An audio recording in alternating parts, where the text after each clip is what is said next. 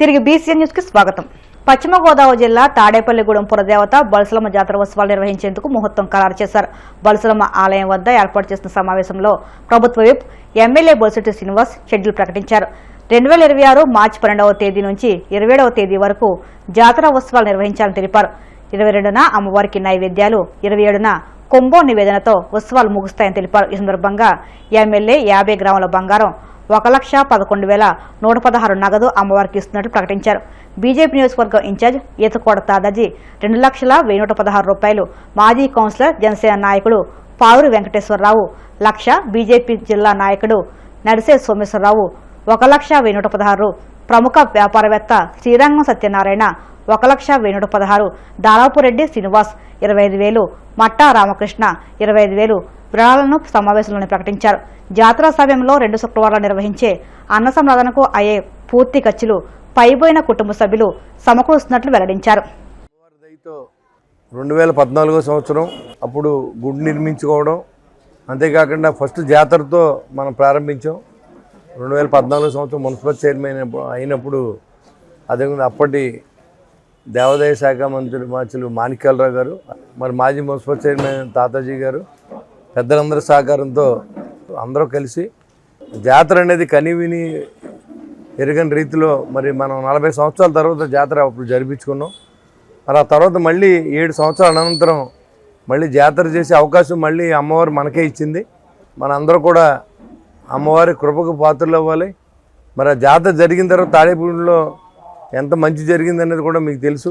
పెద్దలు ఘనపాటి గారు ఆ రోజు కూడా మన ఘనపాటి గారు చేతుల మీదుగా మరి అది ప్రారంభించడం, ఆయన సంకల్పం మేరకే ఈ గుడి కట్టిన ఆ రోజు ఉత్సవాలు ప్రారంభించిన గురువుగారి దయ వల్ల అన్నీ కూడా అమ్మవారి దయతో అన్నీ జరిగినాయి. మరి ఈరోజు మళ్ళీ ఆయన్నే అమృత హస్తంతో మరి అన్నీ కూడా ఈ యొక్క కార్యక్రమాలని ఎలా చేయాలి ఏంటి అనేది కూడా ఆయనే ప్రోగ్రామ్స్ అన్నీ ఇవ్వడం జరిగింది. పూజల కార్యక్రమాలు అన్నీ కూడా ఆయన చేతుల మీదుగా జరిపించాలని ఆలోచన చేసి మన ప్రెసిడెంట్గా ఉన్నటువంటి అంజి గారు వాళ్ళ మిత్ర బృందం అంతా కూడా ఈ జాతర అనేది కనివిని రీతిలో బాగా చేయాలి అనేది నా ఉద్దేశం. ఎందుకంటే అమ్మవారి కృపతో నేను ఆ రోజు మున్సిపల్ చైర్మన్ అయినా, ఈరోజు నేను మళ్ళీ ఎమ్మెల్యేగా ఉన్నాను. చాలా బాగా జరిపించడానికి నా శాయశక్తిలో మీ అందరి సహకారంతో కృషి చేస్తానని చెప్పి కూడా తెలియజేసుకుంటూ, గురువుగారు చెప్పిన దాని మీద ప్రకారం 12/3/2026 గురువారం నాడు జాతర కార్యక్రమం ప్రారంభించబడతా ఉంది. ఇది అఫీషియల్గా గురువుగారు ఇచ్చిన డేటు. మరి ఆ రోజు నుంచి 15 రోజుల పాటుగా జాతర ఉత్సవాలు మనం ఈ గుడి దగ్గర జరుపుకునే కార్యక్రమాలు ఆయన రూపొందించారు. 22/3/2026 నైవేద్యాల కార్యక్రమం పెట్టడం, అదేవిధంగా 27/3/2026 భారీ కుంభ నివేదన, భారీ అన్న సమాధాన శుక్రవారం నాడు జరిపించడానికి మన ఘనపాటి గారు నిశ్చయం చేశారు. ఇది చెప్పడానికి చాలా సంతోషం. ఎందుకంటే ఈ మంచి కార్యక్రమాన్ని చేసే అవకాశాన్ని తాడేపల్లిలో అందరూ ఆడపడుచులు మళ్ళీ ఒక పండగ వాతావరణంలో మనం ఇదివరకు ఎలా చేసుకున్నామో అదే విధంగా చేసుకునే అవకాశం అమ్మవారు మనకి ఇచ్చింది. కాబట్టి అందరూ కూడా జాతర కార్యక్రమానికి మీరందరూ కూడా పాత్రదారులు అవ్వాలి. మీ అందరిని ప్రతి ఆ ఊళ్ళో ఏ పేటలో ఉన్నటువంటి ఆ గుడికి సంబంధించిన సర్పంచులు కానీ కమిటీ సభ్యులందరూ కూడా జాతర కమిటీలో ఉంటారు. ఇక్కడ సంబంధించిన తాడేపల్లి పట్టణం నుంచి అందరినీ కూడా కమిటీ సభ్యులుగా వేస్తాం. కులాలకి మతాలకి అతీతంగా, పార్టీలకు అతీతంగా ఈ కార్యక్రమం జరిపించాలని నిర్ణయం తీసుకున్నాం. తెలంగాణ ముఖ్యమంత్రి రేవంత్ రెడ్డిని ప్రముఖ సినీ నటుడు సుబ్బలేఖ సుధాకర్ మర్యాదపూర్వకంగా కలిశారు. డిసెంబర్ 15న రవీంద్ర భారతి ఆవరణలో దివంగత ఎస్పీ బాలసుబ్రహ్మణ్యం విగ్రహావిష్కరణ కార్యక్రమానికి ముఖ్య అతిథిగా విచ్చేవలసిందిగా ముఖ్యమంత్రిని ఆహ్వానించారు. రవీంద్ర భారతి ఆవరణలో విగ్రహ ఏర్పాటుకు అనుమతించినందుకు ఎస్పీ బాలు కుటుంబం తరపున ముఖ్యమంత్రి ధన్యవాదాలు తెలియజేశారు.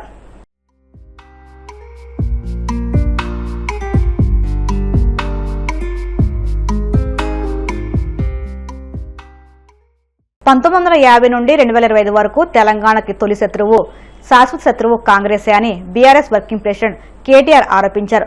తెలంగాణ రాష్ట్ర ఉద్యమ చరిత్రలో ఒక కీలక ఘట్టమైన దీక్షా దివాస్ సందర్భంగా తెలంగాణ భవన్లో మాజీ మంత్రి తలసాని శ్రీనివాస్ అధ్యక్షతన జరిగిన సమావేశంలో ఆయన మాట్లాడారు. కేసీఆర్ అనే 3 అక్షరాలు లేకుంటే తెలంగాణ లేదు అన్నది సత్యం అని స్పష్టం చేశారు. ఉద్యమ కాలంలో పీసీసీ అధ్యక్షుడు మహేష్ కుమార్ గౌడ్ ఎక్కడున్నారో ఎవరికీ తెలియదని ఆయన ఈరోజు కేసీఆర్ దీక్ష గురించి అడ్డగోలుగా మాట్లాడుతున్నారని మండిపడ్డారు.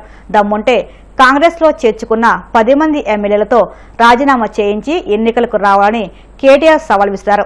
సముజ్వల సన్నివేశం ఒకటి ఉన్నది, చరిత్రను మలుపు తిప్పిన సందర్భం ఒకటి ఉన్నది, అదే కేసీఆర్ ఆమరణ దీక్ష. దానికే ఈరోజు మనం దీక్షా దివస్ గా జరుపుకుంటున్నామనే మాట నేను మీకు గుర్తు చేస్తా ఉన్నా. నవంబర్ 29, 2009 ఉద్యమ ప్రస్థానంలో ఒక ఉజ్వల దృశ్యం. చావు నోట్లో తలబెట్టిన ఒక సాహసం. కేసీఆర్ సచ్చుడో తెలంగాణ వచ్చుడో, కేసీఆర్ శవయాత్రన తెలంగాణ జైత్రయాత్రన, ఏదో ఒకటి తేలాలి అని ఒక మహానాయకుడు గర్జించిన రోజు నవంబర్ 29, 2009. ఒక నినాదం, ఒక సమరనాదం జాతిని, యావత్ జాతిని ఏకం చేసింది. ఆ 11 రోజులు పోరాట సముద్రం పోటెత్తి సునామీ సృష్టించిన రోజులు ఆ 11 రోజులు. అగ్నిపర్వతం బద్దలైనట్టు, భూకంపం పుట్టినట్టు, పెను తుఫాన్ తీరాన్ని తాకినట్టు తెలంగాణ ఉద్యమ శిఖరం సిగమూగింది ఆనాడు. ముక్కోటి గొంతులు ఒక్కటై, 4 దిక్కులు ఏకమై, ఊరు వాడ ఉర్రూతలూగింది ఆ దీక్ష సందర్భంగా. పల్లెలు పట్టణాలు పరవళ్లు దొక్కినాయి. ఉద్యమ కెరటాలై ఎగిసిపడినాయి మన యూనివర్సిటీలు, మన విద్యార్థి బృందాలు. మడి దున్నే రైతు, బడికెళ్లే విద్యార్థి, కార్ఖానాలో కార్మికుడు, కార్యాలయంలో ఉద్యోగి, నల్లకోటు వేసుకున్న లాయరు, తెల్లకోటు వేసుకున్న డాక్టరు, కలం బట్టిన జర్నలిస్టు, దేశ విదేశాల్లోని ఎన్ఆర్ఐలు విజృంభించి రోడ్ల మీదకొచ్చి బిడ్డా మా తెలంగాణ మాకియ్యి అని బరిగీసి కొట్లాడిన ఒక ఉత్కృష్టమైన సందర్భం ఆనాటి కేసీఆర్ గారి నిరాహార దీక్ష. ఈ దీక్ష విఫలం కావాలి, తెలంగాణ రావద్దు, తెలంగాణ ఏర్పడితే మరి మన ఆధిపత్యం పోతుందని చెప్పి చాలా మంది కుట్రలు చేసినారు. हमारे भाई लोग कहते हैं मुद्दई लाख बुरा चाहे तो क्या होगा, वही होगा जो मंजूर खुदा होगा. భగవంతుని ఆశీర్వాదం, ప్రజల సంకల్పం, నాయకుడి నాయకత్వం ఇవన్నీ వెరిసి ఆనాడు తెలంగాణ వచ్చింది. ఆ ప్రకటన అర్ధరాత్రి వచ్చింది. అప్పుడప్పుడు సందర్భాలు వస్తాయి, కాలం మారినప్పుడు, మోసం జయించినప్పుడు తాత్కాలికంగా వానపాములు కూడా నాగుపాములు లెక్క బుసలు కొడతాయి, గ్రామ సింహాలు కూడా సింహాల్లాగా గర్జిస్తాయి. టైం మానది కానప్పుడు టైం వస్తుంది. అప్పుడప్పుడు బో అనేటోడు కూడా సింహం లెక్క గాండ్రించే సందర్భాలు చూస్తాం కొన్ని. అప్పుడప్పుడు ఊరబందులు కూడా పెద్ద పెద్ద పులులెక్క గర్జించే సందర్భాలు కూడా చూస్తాం. ఇవాళ అట్లాంటి సందర్భాలు కొన్ని చూస్తున్నాం. ఊరు పేరు లేనోడు, అడ్రస్ లేనోడు, జీవితంలో జై తెలంగాణ అనకుండా ఇవాళ గద్దెనెక్కి కూర్చున్నోడు ఇవాళ పెద్ద పెద్ద మాటలు మాట్లాడుతున్నాడు. ఏం పర్వాలేదు, ప్రజలను మోసం చేసి 420 హామీలు ఇచ్చి 6 గ్యారంటీలని నమ్మబలికి అడ్డదారిలో ఓట్లు వేయించుకున్న అడ్డగాడిదలు కూడా ఇవాళ పెద్ద పెద్ద మాటలు మాట్లాడుతున్నారు. భయపడేది లేదు, ఎవ్వన అయ్యకు భయపడేది లేదు. ఖచ్చితంగా కొట్లాడదాం, కేసీఆర్ గారి దీక్ష స్ఫూర్తిగా బరాబర్ కొట్లాడదాం. కానీ గుర్తు చేసుకుందాం, తెలంగాణ కోసం ఒక కేసీఆర్ గారే కాదు, మొదటి నుంచి 1948 నుంచి 52 నుంచి త్యాగాలు చేసిన వాళ్ళందరినీ కూడా ఒక్కసారి తిరిగి మననం చేసుకుందాం. బీఆర్ఎస్ చేపట్టిన దీక్షా దివాస్ పై తెలంగాణ మంత్రి సీతక్క తీవ్ర విమర్శలు చేశారు. బీఆర్ఎస్ అధికారంలో ఉన్నప్పుడు ఒక్కరోజే దీక్షా దివాస్ నిర్వహించేవారని, అధికారం కోల్పోయిన తర్వాత ఇప్పుడు 10 రోజుల పాటు ఆ పేరుతో నాటకాలు ఆడుతున్నారని ఆమె దుయ్యబట్టారు. 10 ఏళ్లలో ప్రజలకు చేసిన అభివృద్ధి ఏమిటో ఈ దీక్షా దివాస్ లో చెప్పాలని ఆమె డిమాండ్ చేశారు. 2 ఏళ్లలో కాంగ్రెస్ ప్రభుత్వం ప్రజలకు ఎంతో చేసిందని అన్నారు. ఈ విజయాలను ప్రజలకు వివరించేందుకు తాము 10 రోజుల పాటు కార్యక్రమాలు నిర్వహిస్తున్నామని, వీటిని అడ్డుకునే కుట్రతోనే బీఆర్ఎస్ దీక్షా దివాస్ పేరుతో నాటకాలు ఆడుతుందని ఆమె మండిపడ్డారు. 2020లో కరోనా టైంలో మా మీద ఆనాటి గవర్నమెంట్, బీఆర్ఎస్ గవర్నమెంట్ పెట్టినటువంటి కేసు నిమిత్తం నాంపల్లిలోని మనోరంజ కోర్టుకు హాజరు కావడం జరిగింది. మరి గాంధీనగర్ పిఎస్లో ఆ రోజు మేము ఇందిరా పార్క్ దగ్గర నేను, మరి ఆనాటి ఎన్ఎస్యుఏ ప్రెసిడెంట్ వెంకటు, నేటి ఎమ్మెల్సీ, అదేవిధంగా అభిజిత్, విదుల్ చావ్లా మరియు రంజిత్ అనే మేము అక్కడ దీక్ష చేస్తే కరోనాను ఆరోగ్యశ్రీలో చేర్చాలని దీక్ష చేయడం జరిగింది.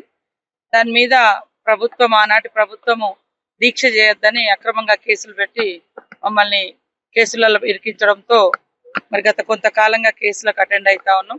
ఈరోజు కేసుకు అటెండ్ అయితే మళ్ళీ 18కు వాయిదా వేయడం జరిగింది. మేము ఆ రోజు అడిగింది కూడా న్యాయమైన డిమాండ్. ఎందుకంటే కరోనా అనేది ప్రతి ఒక్కరికి వ్యాపించింది. అది చాలా కాస్ట్ కూడా పెట్టుకునే పరిస్థితి. దానికి పేదోళ్లకు కరోనా వస్తే చాలా మంది చనిపోతున్నారు. ఆరోగ్యశ్రీ ఉంటే వైద్యం వాళ్ళకి అందుబాటులోకి వస్తుంది. కాబట్టి ఆరోగ్యశ్రీలో చేర్చాలని డిమాండ్ చేస్తూ నిరాహార దీక్ష చేపట్టడం జరిగింది. మరి ఆ నిరాహార దీక్షను భగ్నం చేయడమే కాకుండా మా మీద గాంధీనగర్ పిఎస్ లో కేసులు పెట్టడం జరిగింది. సో అప్పుడు కూడా అన్నమే మేము చేస్తున్న న్యాయమైన పోరాటం ఇది ఎవరికో ఏదో పొలిటికల్ కాదు.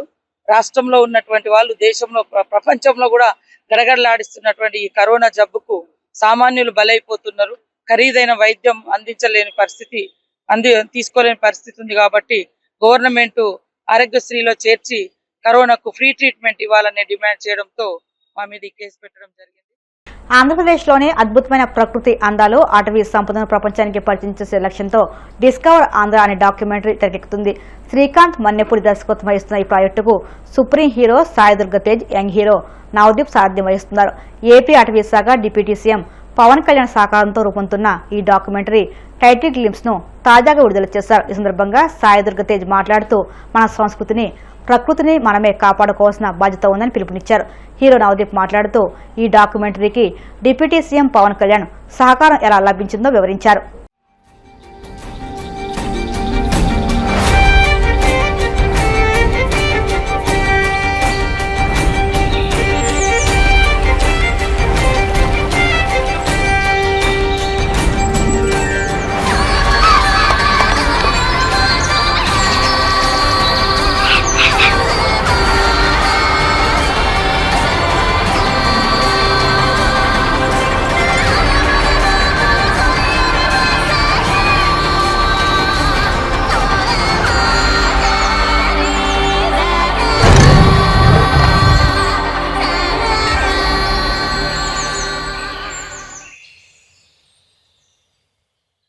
వార్తలు ముగించే ముందు ముఖ్యాంశాలు మరొక్కసారి. సింగరాయకొండలో నిర్వహించిన మెగా రుణమేళా యూనిట్ల పంపిణీ కార్యక్రమంలో పాల్గొన్న మంత్రి డిబివి స్వామి మహిళలు పారిశ్రామికవేత్తలుగా ఎదగాలని పిలుపు. సచివాలయంలో సీఎం చంద్రబాబు అధ్యక్షతన మంత్రివర్గ సమావేశం. అజెండాలోని 26 అంశాలకు ఆమోదం తెలిపిన కేబినెట్. రాష్ట్రంలో శాంతి భద్రతలు అదుపులో లేవన్న మాజీ మంత్రి కాకాణి. అందుకు నిరసనమే ప్రజా ఉద్యమకారుడు పెంచిరయ్య దారుణ హత్య అని ఆగ్రహం.